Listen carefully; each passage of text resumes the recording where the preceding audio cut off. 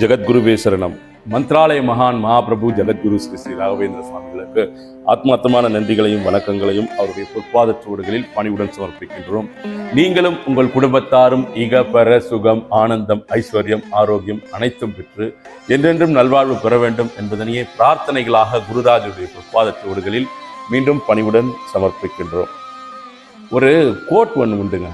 அதாவது, அவசியமற்றதை நாம் தவிர்த்தால், அதனை விட்டுட்டா அதிலிருந்து வரக்கூடிய தொல்லைகளிலிருந்தும் பிரச்சனைகளிலிருந்தும் நாம் விடுவிக்கப்படுகிறோம் அப்படின்னு சொல்லிட்டு, இதை யோசிச்சு பார்த்தா உண்மைதான். தேவையில்லாத விஷயங்கள், தேவையில்லாத செய்கைகள், தேவையில்லாத பழக்கங்கள், இதிலிருந்து நம்மை நாம் முன்கூட்டியே விடுவிச்சிட்டோம்னு வச்சுக்கோங்க. வெளில வந்துட்டோம்னா அதனால வரக்கூடிய பிரச்சனைகள், அதனால வரக்கூடிய தொல்லைகள், அவற்றையெல்லாம் நாம் என்ன பண்றோம், முன்பே அதை தடுக்கிறோம். நிச்சயம் ஒரு ஆசிரமம், வழக்கம் போல ஆசிரமம் தான். ஏன்னா சிஷ்யர்களுக்கு தான் நிறைய சந்தேகம் வரும்.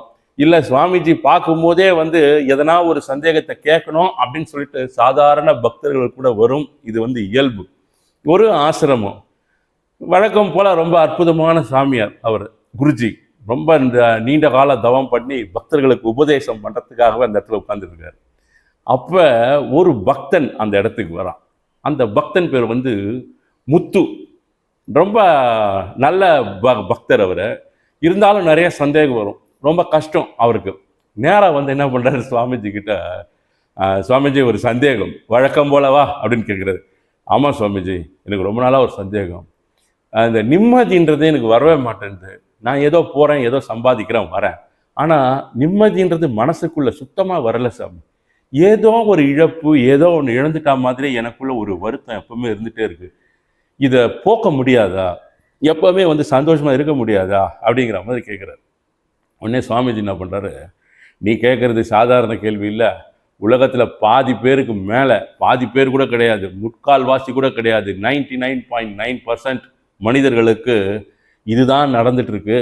சந்தேகம் தான் என் கூட வா அப்படின்னு சொல்லிட்டு இந்த முத்துவை கூப்பிட்டு போகிறார். இந்த முத்து கூட்டிகிட்டு போனோடனே ஒரு சாலை, அந்த சாலையில் மக்கள்லாம் அப்படியே போயிட்டு வந்துட்டு இருக்காங்க. இவர் என்ன பண்ணுறாரு, நீ போய் என்ன பண்ண, அந்த ரோட்டில் நடந்து போகிறாங்க இல்லையா சாலையில், அதில் ஒவ்வொருத்தராக கேளு, உங்களுக்கு நிம்மதி இருக்கா, சந்தோஷம் இருக்கா அப்படின்னு கேளு. யாரை வேணாலும் போய் கேட்டுட்டு என்ன பதில் சொல்கிறாங்களோ அந்த பதில் எடுத்துகிட்டு ஏட்ட வா அப்படின்னு சொல்கிறார் சுவாமிஜி. உடனே முத்து என்ன பண்ணுறாரு, நேராக போகிறார். நேராக நின்றுட்டு இருக்காரு. சுவாமிஜி ஒரு இடத்துல உட்காந்துட்டார். முதல்ல ஒரு பெரிய செல்வந்தர் ஒருத்தர், அது ஒரு சாரட்டு வண்டியில் போகிற, வண்டி நிறுத்த சொல்கிறார். போயிட்டு அந்த சாரட்டு வண்டியை நிறுத்துங்க அப்படின்றார் முத்து. செல்வந்தர் என்னன்னு தெரியாமல் நிறுத்துறாரு. அவர் பெரிய செல்வந்தர். அவர், ஐயா வணக்கம் ஐயா அப்படிங்கிறாரு. சொல்லுப்பா என்ன அப்படின்னு கேட்குறாரு. ஐயா எனக்கு ஒரு சந்தேகம் அப்படின்றாரு. நீங்கள் முழு நிம்மதியாக தானே இருக்கீங்க வாழ்க்கையில் அப்படின்னு கேட்குறாரு. உடனே அந்த செல்வந்தர் சொல்கிறாரு, நிம்மதியா, எனக்கா நிம்மதியே கிடையாது. ஏன்னா இவ்வளோ பணத்தை எப்படி நான் பாதுகாக்கிறதுன்றதே டெய்லி எனக்கு ஒரு வேலையாக போச்சு. இதை தூக்கி அங்கே போடலாமா, அதை தூக்கி இங்கே போடலாமா, அரசாங்கத்துக்கு தெரியாமல் இதை என்ன பண்ணலாம், வெளியில் யார்கிட்டையும் சொல்லிடாத, பார்க்கறதுக்கு தான் நான் இப்படி இருக்குன்னு தவிர ஏதோ ஒரு முழு நிம்மதியே இல்லைப்பா அப்படின்னு சொல்கிறாரு. சரிங்கய்யா போயிட்டு வான்னு சொல்லிட்டு அனுப்பிடுறாரு. அடுத்தபடியாக பார்த்தா ஒரு வழிப்போக்கன், ரொம்ப ஏழ்மையில் ஒருத்தர் வரார். சட்டையெல்லாம் கிழிஞ்சு போயிட்டு இருக்கு, ஏதோ வேலைக்கெல்லாம் போயிட்டு வராரு அவர். என்ன நீங்கள் என்ன நிம்மதியாக இருக்கிறீங்களா அப்படின்னு கேட்குறாரு. ஏன்பா கேள்வியாக கேட்குற, என்னை பார்த்து, நீ என் நிலைமையை பார்த்து, ஏது நிம்மதி, நமக்கு பணம் வந்தால் தான் நமக்கு நிம்மதி அப்படிங்கிறாரு. அடுத்தபடியாக இன்னொருத்தர் வராரு. ஐயா நீங்கள் நிம்மதியாக தானே இருக்கீங்க அப்படின்னு கேட்குறாரு. அவர் பார்த்தா ஒரு மல்யுத்த வீரர் மாதிரி நடந்து வர்றாரு. நான் நல்லா தான் இருக்கேன், ஆனால் எப்போ எனக்கு நோய் வருமோன்னு ஒரு பயமாக இருக்குது. நீங்கள் தான் நல்லா உடற்பயிற்சி எக்ஸசைஸ்லாம் பண்ணுறீங்களா, அப்புறம் என்ன அப்படின்னு கேட்குறாரு. எது எப்படி பண்ணாலும் இப்போ நல்லா இருக்கேன்பா, நாளைக்கு என்ன ஆகிடும்னு சொல்லிட்டு அந்த வருத்தத்தில் தான் நான் இருக்கேன் அப்படிங்கிறாரு.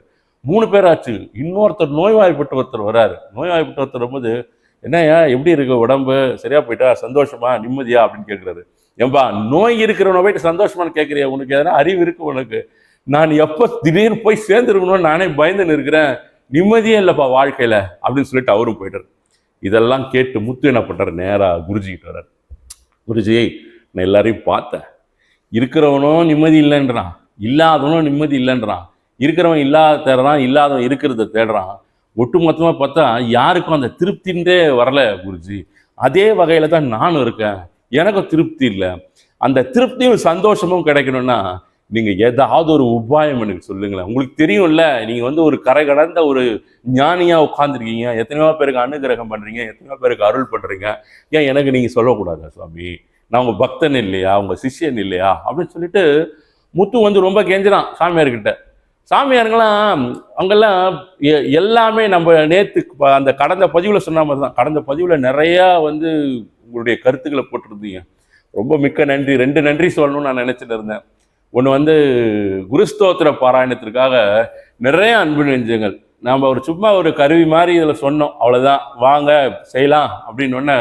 குருராஜர் மீது பற்றும் பாசமும் நேசமும் பக்தியும் ஒரு அளப்பரிய அவர்கிட்ட அந்த குரு பக்தி வைத்துக் கொண்டிருக்கக்கூடிய அன்பு நெஞ்சங்கள் நிறைய பேர் வந்து அந்த குழுவில் இணைந்து அந்த குருஸ்தோத்திர பாராயணம் செய்து அதை வந்து ஒரு திக்கு முக்காட வச்சுட்ருக்கீங்க. அதாவது அது நம்ம இந்த கணக்கீடு செய்யும் அன்பு நெஞ்சங்களுக்கு அதனுடைய இந்த கோஆர்டினேட்டர்ஸ் அவங்களாம் சொல்கிறாங்க, சார் இன்னைக்கு வந்து 1000 மேலே பண்ணிட்டாங்க, 1400 வந்திருக்குன்னு திடீர்னு எப்படின்னா கால் பண்ணும்போது சொல்லுவாங்க அது மாதிரி வந்திருக்குது அப்படிங்கிற மாதிரி. நிச்சயமாக குருராஜனுடைய பரிபூர்ண அருளும் அனுகிரகம் ஆசிகளும் எல்லாருக்குமே கிடைக்கணும் அப்படிங்கிறது தான் நம்முடைய வேண்டுதலாக இருந்து கொண்டிருக்கிறது. சரி, okay, coming to the point. இந்த இடத்துல என்ன ஆகுதுன்னா முத்து மறுபடியும் கேட்குறாரு, எப்பவுமே நிம்மதியாக இருக்கிறதுக்கு உண்டான அந்த உபாயம் என்ன கொஞ்சம் சொல்லுங்க அப்படின்னு சொல்லிட்டு சுவாமிஜி கிட்ட கேட்குறாரு. சுவாமிஜி சொல்றார், முத்து நீ இவ்வளோ நேரம் கேட்குற சந்தோஷமா இருக்கிறதுக்கு உபாயம் என்னன்னு சொல்லிட்டு, உனக்கு 2 கண் இருக்கா அப்படின்னு கேட்குறாரு. இருக்க சாமி 2 கண்ணு அப்படிங்கிறாரு. 2 கை இருக்கா அப்படின்னு. இருக்க சாமி 2 கை அப்படிங்கிறாரு. 2 கால் இருக்கா? இருக்கு சாமி 2 கால். இதெல்லாம் இருக்குல்ல, இருக்கு சாமி. குருக்கிட்ட உங்ககிட்ட பக்தி இருக்கா அப்படிங்கிறார். நிறையா இருக்கு சாமி. குரு உனக்கு அனுகிரகம் பண்றான்னு தெரியுதா? தெரியுதா சாமி அப்படிங்கிறாரு. அப்புறம் ஏன்டா வருத்தப்படுற அப்படின்னு கேட்டு, இதில் வருத்தப்படுறதுக்கு ஒன்றுமே கிடையாது. உனக்கு உடல் அவயங்கள் எல்லாமே இருக்கு, அதற்கு மேலாக குருவினுடைய அனுகிரகமும் ஆசிகள் உனக்கு இருக்கு. நீ வந்து ஒரு குருவினுடைய பக்தனாக இருக்கிறாய். இது எல்லாமே எனக்கு இருக்குது சாமி. ஆனா எனக்கு நிம்மதி இல்லை அப்படின்னு சொல்றியே, நீ கொஞ்சம் யோசிச்சுப்பார். நிம்மதி இல்லாமல் யாரும் கிடையாது. இதெல்லாம் உன்னுடைய மனம் செய்யக்கூடிய மாயைகள். உன்னுடைய மனசு இருக்கு இல்லையா, அது என்ன பண்ணுன்னா உனக்கு வந்து ஒரு சந்தோஷத்தை எப்பவுமே கொடுக்காது. உனக்கு ஏதாவது கிடைத்தால் கூட ஒரு பற்றாக்குறையே தொடர்ந்து காண்பித்து கொண்டே இருக்கும், எப்பன்னா நீ இந்த உலகத்தை விட்டு போற வரைக்கும். நாம் அதுக்கு தகுந்த மாதிரி நமக்குள்ளாக ஒரு விழிப்புணர்வை ஏற்றுக்கொண்டு, என்னுடைய குருராஜர், நான் குருராஜர் மீது வைத்துக் கொண்டிருக்கக்கூடிய பக்தி, என்னுடைய குருநாதர் மீது நான் வைத்துக் கொண்டிருக்கக்கூடிய பக்தி, இதுதான் எனக்கு வந்து பிரதானம். மற்றவையெல்லாம் அவரை வணங்கும் போது எனக்கு அற்புதங்களாக எனக்கு வந்து சேரும். நான் எதை பற்றியும் கவலைப்பட வேண்டிய அவசியம் இல்லை. என்னால் முடிந்தவரை, என் அறிவுக்கு எட்டிய வரை நான் போகும் பாதைகள் மிகச் சரியான முடிவுகளை எடுத்து மகாபிரபு ஜெகத்குரு ஸ்ரீ ஸ்ரீ ராகவேந்திர சுவாமிகளுடைய பொற்பாத கமலங்களில் சமர்ப்பிக்கின்றேன். அவராக பார்த்து இவருக்கு இது உகந்தது, இந்த காலத்தில் உனக்கு இது கொடுக்கலாம், இப்போ இந்த 2 ஸ்பூன் நீ சாப்பிட்டா போறோம், அதிகம் சாப்பிட்டா இருமல் வந்துடும், தொண்டை கட்டிக்கும், தொண்டையில் அடைத்து கொள்ளும், இந்த தகுதி இந்த உடல்வாகுக்கு இது போதும் அப்படின்னு சொல்லிட்டு, அது பணமாக இருந்தாலும் சரி, செல்வ செழிப்பாக இருந்தாலும் சரி, ஆரோக்கியமாக இருந்தாலும் சரி, எதுவாக இருந்தாலும் அவராக பார்த்து அளந்து தேவையானதை தேவைப்பட்ட நேரத்தில் கொடுப்பார் அப்படிங்கிற பரிபூரண நம்பிக்கை உங்களுக்கு வேண்டும். அவர் சொல்றார், உனக்கு வேண்டும். அது இருந்தாதான் பரிபூர்ண நிம்மதி வரும். இது நம்ம காலம் முழுக்க அப்படி ஏமாந்தே போயிட்டு இருக்க முடியாதுங்க. பிளிஸ்ஃபுல்னஸ், சந்தோஷம், மன மகிழ்ச்சி அப்படிங்கிறது பரிபூரணமாக நிம்மதியாக இருக்க வேண்டும். நாம் மிகப்பெரிய மகாபிரபு ஜெகத்குரு ஸ்ரீ ஸ்ரீ ராகவேந்திர சுவாமிகள் அவருடைய பக்தையாக இருந்து கொண்டிருக்கிறேன், எனக்கு என்ன கவலை, எனக்கு வரக்கூடிய துன்பங்கள்லாம் வந்து அதாவது அந்த நேரத்தில் விலகி சென்று விடும். வாழ்க்கைனா அப்படிதான் இருக்கும், எல்லாம் தான் வரும், இருக்கும், இல்லாமல் போகும், தட்டு கொடுக்கப்படும், அதில் உணவு பண்டம் வைக்கப்படும், திடீர்னு தட்டு பிடுங்கப்படும், உணவு பண்டம் காணாமல் போய்விடும். இங்க எது வேணாலும் நடக்கலாம்.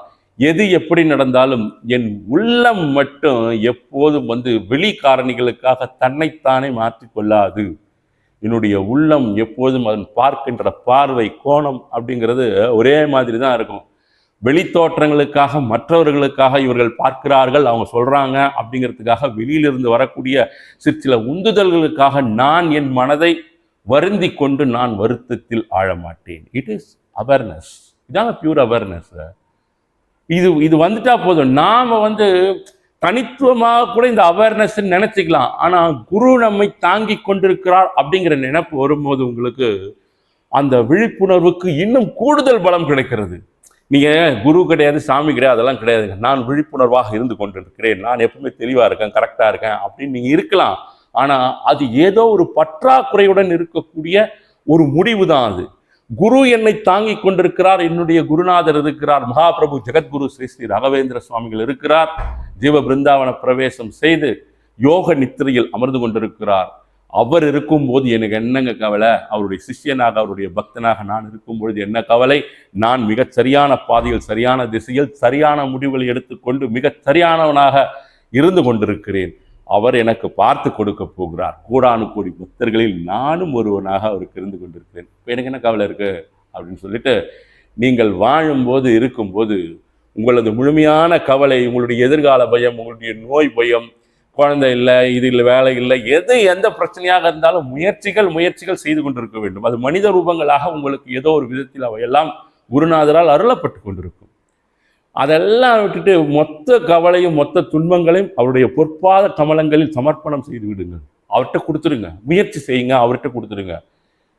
உங்களுக்கு சரியானதை சரியான நேரத்தில் மகாபிரபு ஜெகத்குரு ஸ்ரீ ஸ்ரீ ராகவேந்திர சுவாமிகள் அருள்வார். நம்பிக்கை தான் முக்கியம், பரிபூரண நம்பிக்கை. அந்த அவர் செய்வார், அவர் கொடுப்பார், கொடுத்து கொண்டிருக்கிறார்னா அதுதான். இன்டர்மீடியட் கிடையாதுன்னு நான் சொல்லியிருக்கேன். இன்டர்மீடியட் கிடையாது. இடையில நான் பேசுகிறேன்னா பேசுகிறேன், அவருடைய புகழை உரைத்து கொண்டிருக்கிறேன் இந்த இடத்துல. அவருடைய எவ்வளவு ஒரு உசரமான ஒரு உசர்ந்திருக்கிறார் இந்த வாழ்க்கையில், இந்த உலகத்தில் அப்படிங்கிறத நான் சொல்லிட்டு இருக்கேன், அவ்வளோதான். இன்டர்மீடியட்னா இடைப்பட்டவர்கள் கிடையாது. நீங்கள் அவரை பிரார்த்திக்கும் போது நேரடியாக அவரிடம் பிரார்த்திக்கலாம், நேரடியாக அவருடைய அருளும் அனுகிரகம் ஆசைகளும் உங்களுக்கு சேர்ந்து கொண்டிருக்கும்.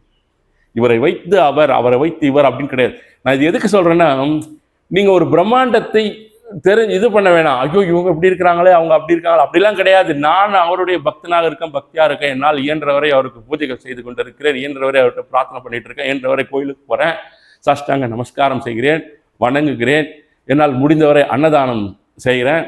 அவருடைய நாமத்தால், அவருடைய பெயரால் குருராஜர் நேரடியாக எனக்கு அனுகிரகம் பண்ணுவார் அப்படிங்கிற ஒரு அட்டாச்மெண்ட் அவர்கிட்ட உங்களுக்கு இருக்கணும். அந்த அட்டாச்மெண்ட்டை தகர்த்தெறியக்கூடிய எந்த விதமான எதிர்மறை நிகழ்வுகளுடைய சிந்தனைகள் உங்களுடைய மைண்டுக்குள்ள வரக்கூடாது. அது யாரோ ஒருவர் ஏதோ ஒன்று செய்கிறார் என்கின்ற காரணத்திற்காக அவரின் அடையாளமாக அதை வைத்து அவரை நம்ம ஜட்ஜ் பண்ணிடக்கூடாது. அவரைன்னா அந்த சூழல் எல்லாத்தையுமே சொல்றேன், சரிங்களா? அதனால நிச்சயமாக உங்களுடைய பரிபூரண வேண்டுதல், தியானம், பிரார்த்தனை அப்படிங்கிறது அவருடைய பொற்பாத கமலங்களில் சமர்ப்பணம் செய்யுங்கள். நீங்கள் தொடர்ந்து அவரை பிரார்த்திக்க பிரார்த்திக்க உங்களுடைய சுற்றுப்புறம், சூழ்நிலை, உங்களை சுற்றியுள்ள மனிதர்கள் அனைத்தும் மாற்றப்பட்டு உங்களுக்கு ஒரு பரிபூர்ண நிம்மதியான சந்தோஷமான வாழ்நிலை கிடைக்கும். சரிங்களா? மீண்டும் அடுத்த பதிவில் சந்திப்போம். நன்றி, வணக்கம். ஜெகத்குருவே சரணம்.